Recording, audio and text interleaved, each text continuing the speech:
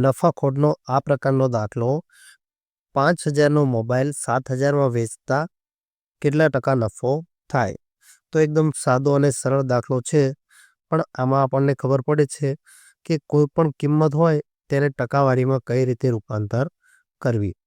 તો આપણે જ્યારે કોઈ પણ રકમ ધારીએ તો તેને x રકમ ધારીશું અને તેને ટકાવારીમાં 100% હંમેશા ધારીશું. જ્યારે તેમાં ટકામાં વધારો થશે તો 100માં આપણે પ્લસ કરીશું અને જ્યારે પણ ટકામાં ઘટાડો થશે તો 100માં આપણે માઇનસ કરીશું.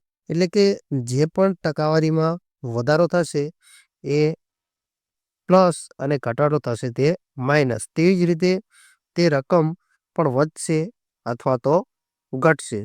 તો આપણને અહીંયા કીધું કે 5,000નો મોબાઈલ એટલે આપણી મૂળ કિંમત 5,000 છે.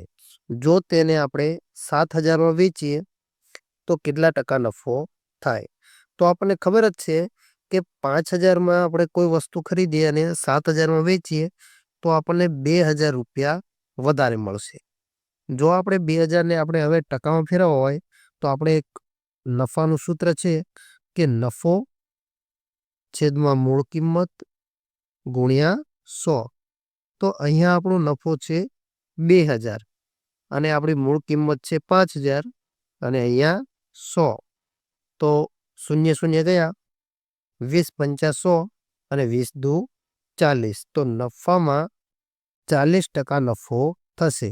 એટલે કે 100 અહીંયા થઈ જશે, 100 પ્લસ 40 એટલે 140%. રકમમાં જે વધારો થયો તે અહીંયા આપણે 5,000 હશે અને અહીંયા થઈ જશે 7,000. બસ આ એક હંમેશા યાદ રાખવું કે જ્યારે કોઈ પણ કિંમત હશે અને ટકા તેમાં વધારો થશે તો તેમાં નફો એટલે વધારો અને ખોટ એટલે કે ઘટાડો.